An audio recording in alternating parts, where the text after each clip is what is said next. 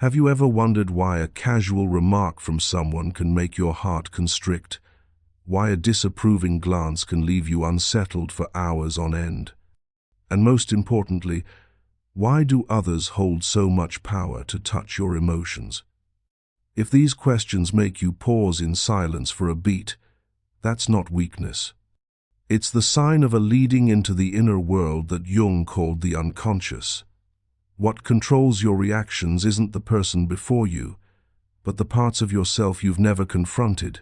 Suppressed shadows, forgotten wounds, images you cling to but always fear losing. And when someone makes you angry, in truth, they've merely accidentally touched an unhealed region.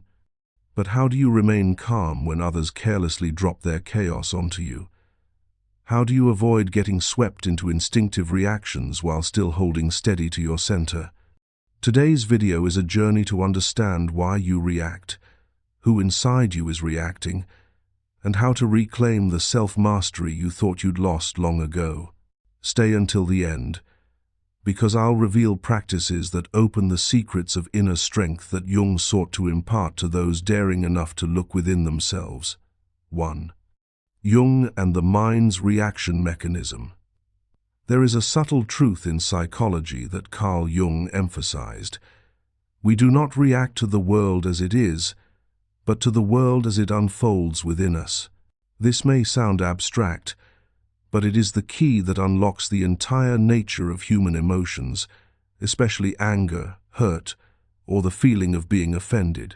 Each time you get angry at someone, what you see is them provoking you.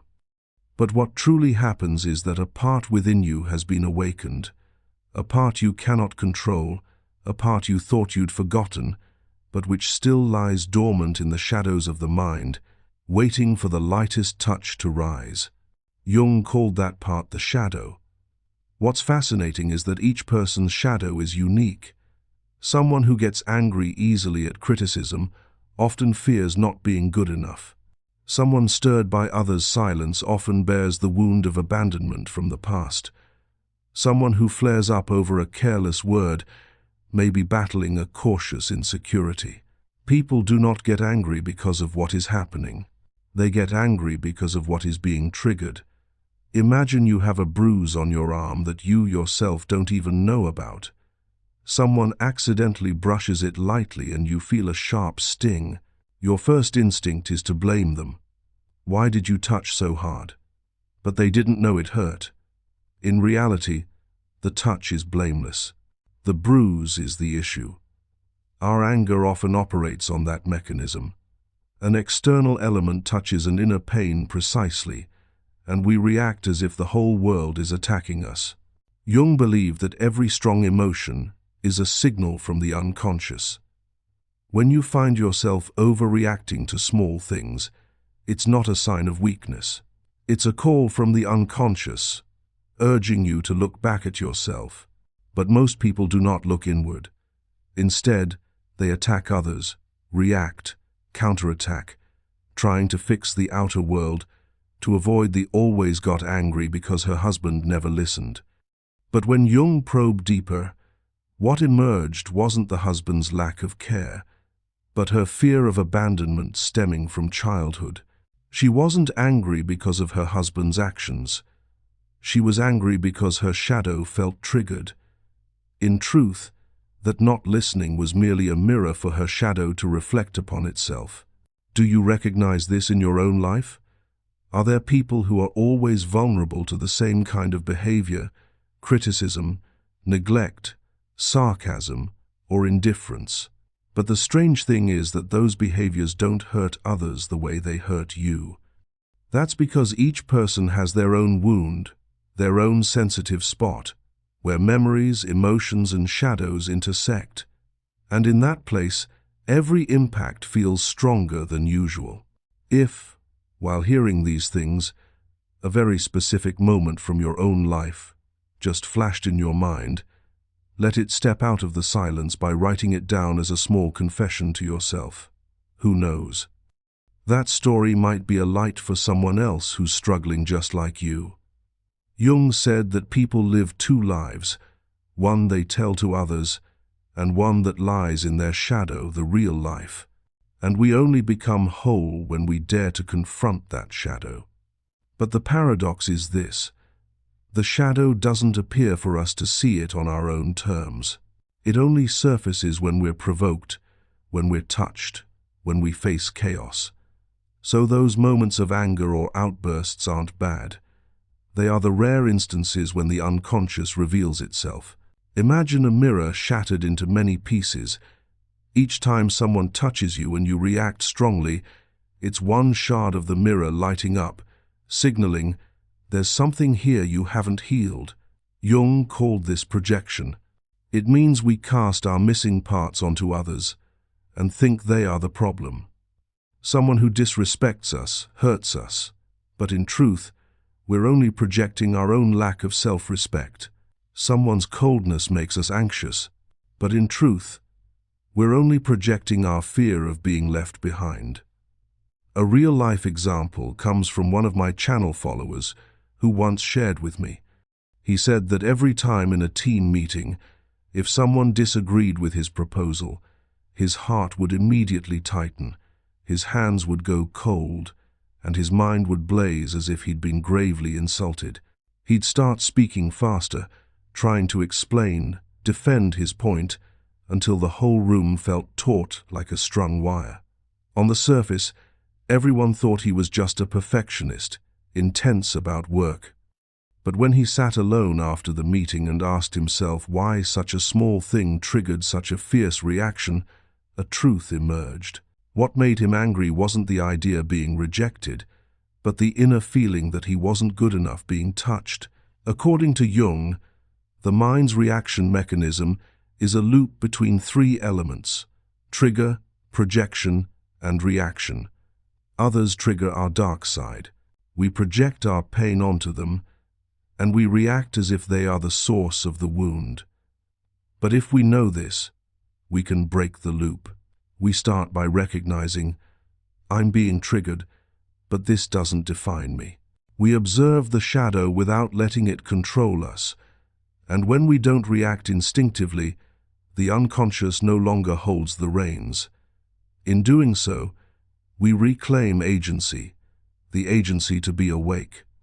Jung believed that understanding the mind's reaction mechanism is the first step toward becoming a free person, free from unconscious anger, from repeated hurts, from handing emotional power to others. When you understand why you react, you're stepping out of the role of victim to your emotions and becoming the guide of your inner world. And from that moment, you're no longer controlled by the shadow. You begin to dialogue with it. That is the first power of self-mastery, seeing who in you is reacting and choosing not to let that part steer your life any longer. 2. Analyzing the manifestations of loss of control. So, specifically, what does loss of control look like in everyday life? There are very subtle signs, even familiar ones, to the point where we mistake them for personality. But under Jung's lens, they are manifestations showing we're being driven by the unconscious, not by our own will. One of the clearest manifestations of loss of control is hypersensitivity to surroundings. Jung said that when people live disconnected from the self, their mature psychological center, they become like a leaf carried away by emotional winds. You'll recognize this every time someone merely frowns, sighs, or stays silent, and you immediately worry, overthink, and react more intensely than warranted. That's not refined sensitivity. It's a sign that the mind is dependent on others' reactions, having lost its inner anchor. A friend of mine once shared a story you might find all too common. Just because her partner didn't reply to a message for a few hours, she immediately felt anxious, her heart pounding, her mind racing with a barrage of thoughts. Did I say something wrong? Are they mad at me? Or am I not important? And then, when the other person replied normally, she couldn't snap back to normal right away. Inside, the sting, the disappointment, the simmering anger lingered. From a Jungian perspective, That's a classic manifestation of loss of control. Emotions run ahead of consciousness. The shadow reacts instead of you yourself reacting. Loss of control doesn't just show up in explosive rages. Sometimes it arrives as excessive sensitivity, where every word becomes a threat, every action a signal of attack. Another manifestation is emotional energy imbalance. When you always feel drained just because someone does something not to your liking, it's not because the event is too big, but because you're expending energy trying to maintain an image, a role, an unconscious expectation. Jung once said, "What you resist persists. What you try to control in others is precisely what is controlling you."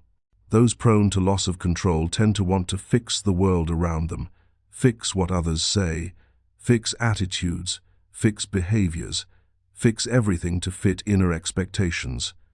But those expectations don't come from a mature ego. They come from parts afraid of being exposed, and the more you try to control, the further you're pulled from your center. One of the subtlest manifestations of loss of control is reason distorted by survival emotions. When the unconscious takes over, the mind shifts into fight or flight mode. You no longer listen to understand, but to counterattack. You don't observe the truth, but only see what confirms your fears. Another person once confided, "Just hearing someone say, 'You should rethink your way of working,' makes me flush red. My body heat up as if I've been deeply insulted. Afterward, I keep ruminating, unable to focus on anything. That's a sign of deep emotional loss of control. You're no longer reacting to the present situation, but to an activated memory. The mind isn't living in the now, it's reliving the past."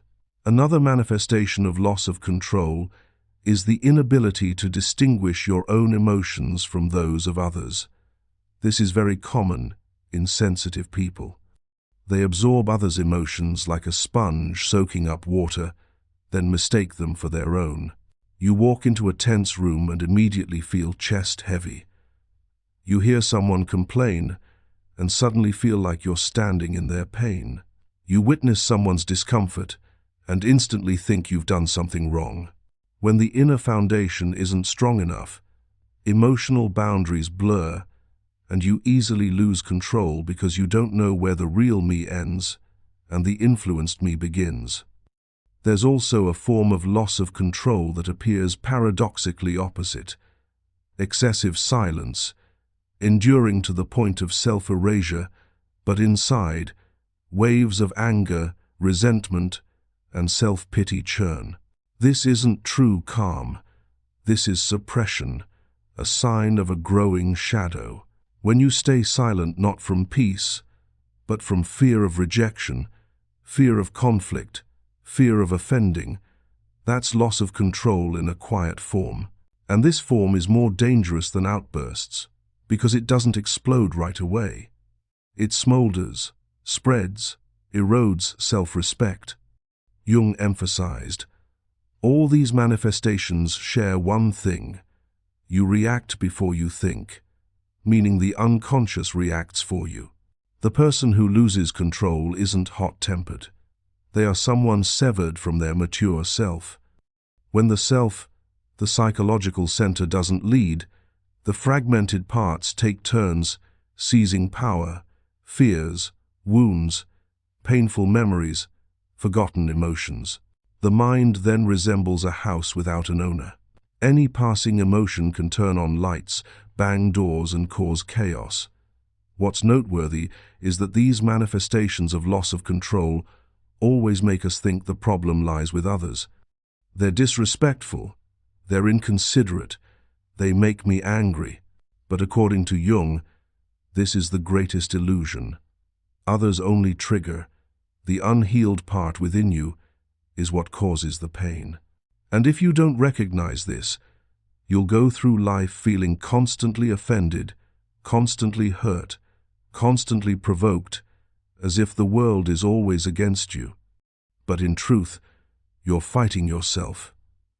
And it is precisely here that Jung lays the foundation for the next part. If these uncontrolled reactions are voices from the shadow, then how do we avoid letting the shadow lead the way? How do we retain mastery over our lives, instead of handing it to every external word? Number 3. True power is the ability not to react. The answer, according to Jung, lies in the ability not to react. Not silence out of fear, not endurance to keep the peace, but not reacting because you stand firm within yourself. In depth psychology, this is the shift from living in instinct to living in consciousness. Reaction is instinct. Choice is consciousness. And true inner power arises when you know you can react, but choose not to. People often confuse not reacting with weakness. What will they think if I don't speak up? If I don't fight back, will I be seen as insignificant? If I stay silent, do I lose my value? This is the illusion of the ego, the part that always needs to prove itself. But Jung emphasized, the strongest ego is the one that doesn't run outward for validation. Not reacting isn't letting others win. It's refusing to enter a battle unworthy of you. And in that moment within you, a different energy begins to rise. The energy of the self-master. Imagine your mind as a lake. Someone speaking ill of you is a stone thrown into the water. If the lake ripples, you won't see anything clearly, not the essence of the matter, nor yourself. But when the lake is still, you see everything. Not reacting is keeping the lake of your mind uncontrolled by anyone. That stillness isn't indifference. It's the highest clarity. One follower once shared that he completely changed his life with just one moment of not reacting. He was insulted by a colleague in a meeting, and everyone waited for him to explode as he had before. But that time, he just looked straight at the person, took a light breath and said, "If there's anything unclear, we can discuss it privately later. For now, let's focus on the work." Right after those words, he felt something strange. The anger dissolved. His body no longer tensed. His mind sharpened like a blade. He said he'd never felt so powerful. Here, pause for a beat. Breathe slowly, and try looking back at yourself. When was the last time you chose not to react? And what did that feeling truly bring you? Not reacting also helps us see one thing clearly. Each time we maintain calm, an external change begins to occur as well. And this is where synchronicity, Jung's meaningful coincidence, steps in. When your inner world changes, external events start to rearrange in ways hard to explain by reason, as if the world responds to your growth. Another follower shared a very special story. After practicing not reacting to attacks from family members, she noticed something strange happening. Those insults began to appear less frequently. That family member, usually very hot-tempered, suddenly spoke more gently, even apologized to her during an argument. She said, "I don't understand why everything changed like that. I didn't do anything." But that was synchronicity.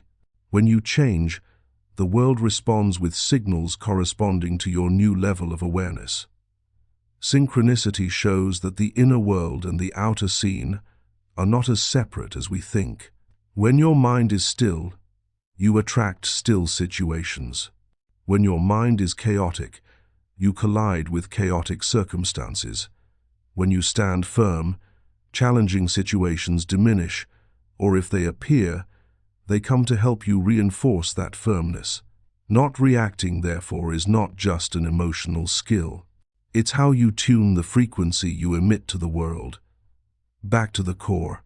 When you choose silence, you control the entire flow of the exchange, the atmosphere around you, and most importantly, your inner world.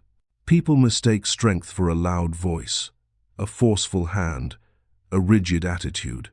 But according to Jung, True power is measured by the distance between stimulus and response. The longer the distance, the wider the consciousness.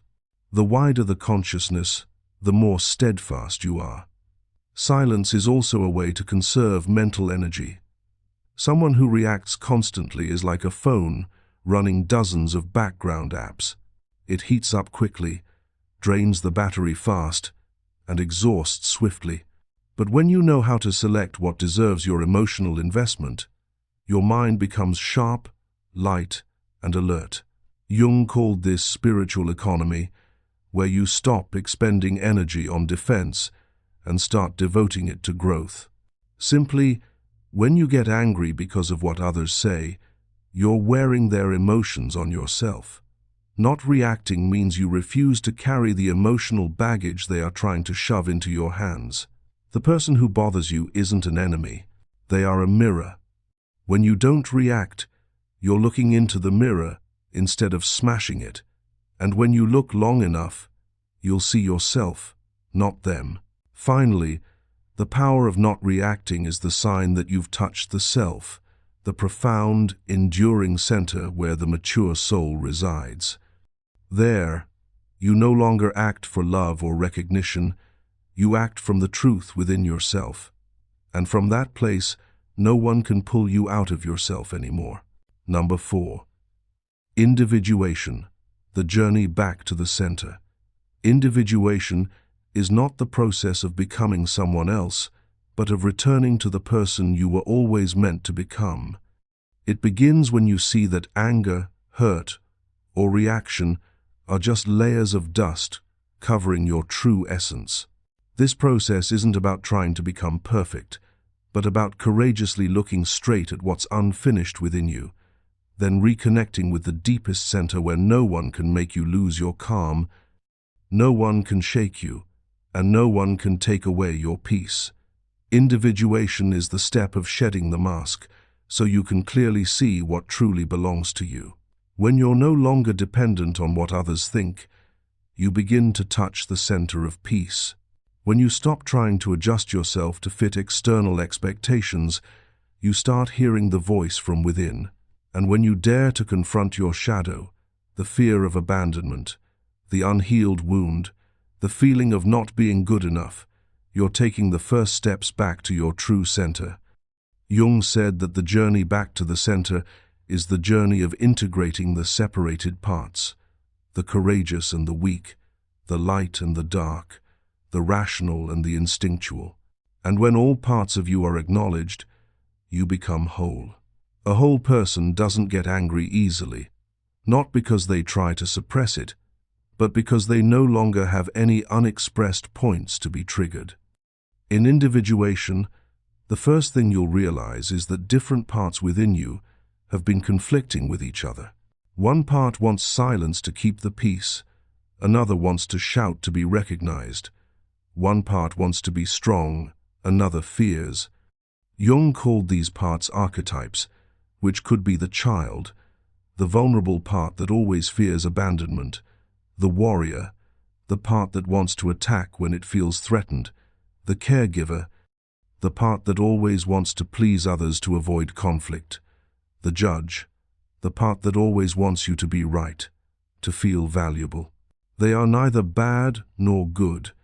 They are simply ancient psychological instincts living within you. When you lose control, one of these archetypes has taken the wheel, and when you get angry, that's not the real you, but an archetype acting on instinct. Individuation is the process of reclaiming control and placing each archetype in its proper position. The warrior no longer attacks unconsciously. The child no longer cries silently whenever overlooked. The judge no longer forces you to be right all the time. At that point, you don't eliminate the archetypes, you lead them. But how do you harmonize the unconscious and consciousness? How do you reconcile the conflict between instinctual emotions and mature clarity? This is where Jung's concept of the transcendent function enters, like the secret key to the journey of inner growth. According to Jung, the transcendent function emerges when two opposing forces in the mind, the fear of being hurt and the desire for growth, the explosive anger, and the inner calm, are placed side by side without judgment, without avoidance, without suppression. This is the moment when you don't react, but observe, when you stand between the two poles, not chasing the anger nor suppressing it.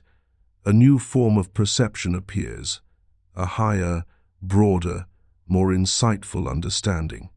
Jung called this moment the emergence of the third thing, not instinct, not reason, but a profound reconciliation between the two sides. And this is when individuation truly begins. Imagine a wheel. When you live from fragmented parts, from the shadow, from wounds, from a fragile ego, you're at the outer rim of the wheel where even a small impact spins you around, out of control. But when you live from the hub of the wheel, from the self, no matter how fiercely the turns, the center remains still. This is the image Jung used to describe individuation, returning to the still, unmoving point, unshaken by the impacts of life. In modern psychology, this process is seen as the integration of self-parts. But Jung went further. He said individuation is not just emotional adjustment, but spiritual awakening. When you step into your center, you begin to see the world differently.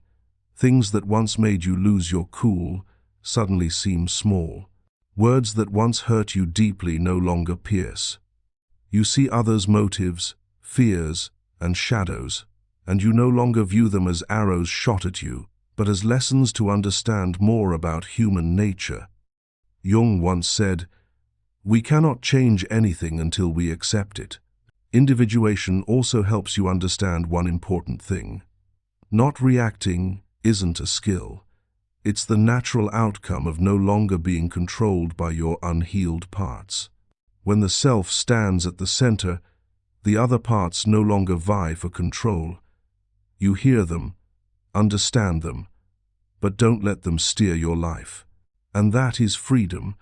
Not just psychology, but Eastern philosophy sees it similarly. When a person returns to the true self, they are no longer easily swayed by external circumstances. This is the state that Zen masters call immovable, amid movement. Carl Jung called it self-realization. And for you, it might be the moment you tell yourself, "Finally, I know who I am." Individuation isn't a destination, it's a journey. Each time you don't react impulsively, you're taking a step toward the center. Each time you look at your shadow, instead of avoiding it, you're drawing closer to wholeness. Each time you choose peace over victory, you're living from the self, not from the ego.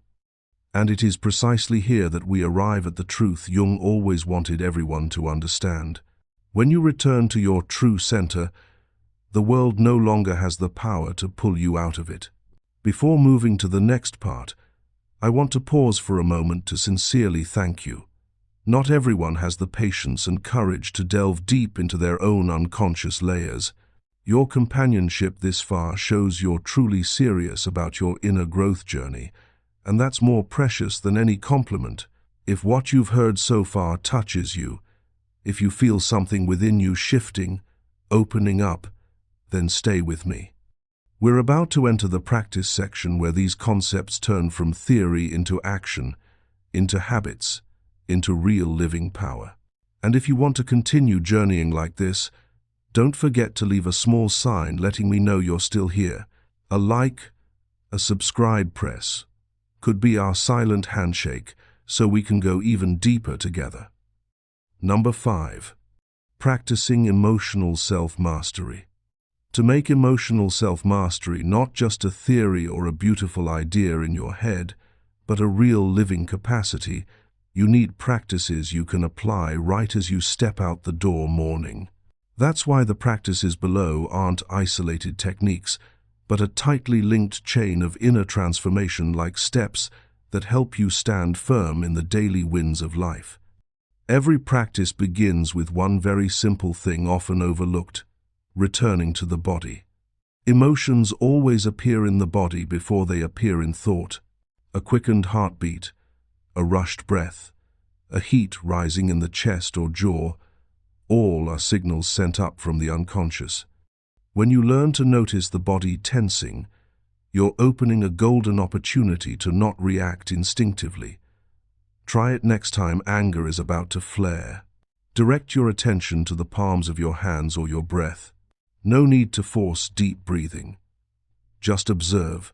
That single moment of attention alone interrupts the brain's reaction network, making space for the self-mastery region to offer a choice instead of an explosion. From the foundation of body awareness, the second practice naturally arises, creating distance between emotion and action. No need for 5 minutes of meditation. Sometimes just 2 seconds is enough to change the fate of a conversation. Each time you feel threatened, offended, or provoked, grant yourself the right to delay. You can whisper in your mind, "Not yet." This moment of delay is the space between that Jung called the realm of consciousness, where you're no longer driven by the past or the shadow. The emotionally self-mastered person isn't someone who doesn't get angry, but someone who doesn't act while angry. Once you have that pause, the next step is to observe the emotion rather than identify with it. In Jungian terms, this is the crucial step of becoming the observer. You view the emotion as a phenomenon, not a truth. Practice saying in your mind, "There is anger arising in me," instead of, "I am angry." One follower shared that when he used this phrase, anger no longer swallowed him whole. It became like a wisp of smoke he could see, rather than a fire trapping him inside. When you name the emotion, you've stepped out of its victim role. And once you've stepped out of the emotion, you can practice the next essential: asking the right question. Most people, when angered, ask the wrong thing. Why did they do that? The question to ask instead is, what part of me does this touch? This very question takes you deeper into the essence of the emotion, rather than getting swept up in the surface of the event. Perhaps you're not angry because they spoke loudly, but because you were once yelled at as a child. Perhaps you're not sad because they're inconsiderate, but because you carry a fear of abandonment. Once you know who inside you is reacting, you become friends again with that part. This is the foundation of emotional self-mastery. No longer abandoning the wounded parts within yourself. From this inner understanding, you can practice the next step, setting emotional boundaries with others. But boundaries here aren't fences to block anyone. They're a clear pane of glass, helping you see. Their emotions are theirs, and mine are mine. When others snap, judge, or lash out, you don't have to absorb it. Practice saying in your mind, "This isn't mine." One follower said that a single phrase alone saved her from dozens of pointless arguments. She still listened, still showed kindness, but no longer carried those emotions into her heart. This is true emotional independence. With boundaries clear, you can go deeper in the profoundly Jungian practice, dialoguing with your shadow. When an emotion surges, instead of letting it drive you, imagine conversing with it. Ask, "What do you want from me? What are you protecting?" Strangely, when you ask, the shadow is no longer an enemy. It becomes a messenger. You start seeing the fear, wound, memory, or archetype acting within you. And when a part of you is heard, it softens. This is the essential practice for directing emotions without force or suppression. The final practice, and perhaps the most powerful, is living from the center, not from the surface. Each day, take a few minutes to return inward. Feel your breath, place a hand on your chest, or simply ask, "Today, am I living from where? From fear or from the self?" When you ask that question regularly, You begin to notice you're no longer reacting as before. You're calmer, not because you try to appear calm, but because your inner center has grown stronger. Emotional self-mastery is how you protect your mental energy. A mind without self-mastery is like a house without doors. Anyone passing by can toss a stone inside. A harsh word, an insensitive act, an accidental silence, all become weapons. But when you're self-mastered, that house has doors, locks, boundaries. You know what to let in and what not. Others may throw stones, but you don't have to pick them up. And what you'll see very clearly is this. When you master your emotions, everything in life becomes lighter. You're no longer swept into others' drama. You're no longer fighting careless words. You're no longer letting the outer world shove your inner world around. The power of emotional self-mastery isn't in always being calm. No one stays calm forever. The real power lies in knowing when anger, sadness, or agitation is rising, and not letting it control you. And there's a miracle. When you master your emotions, you begin to realize others no longer hold the power you once thought they did. Not because they change, but because you no longer let your unhealed parts react to them first. A hard-to-hear word no longer stabs deep because there's no wound left for it to pierce. A rude attitude no longer makes you explode because you understand that rudeness reflects their inner world, not yours.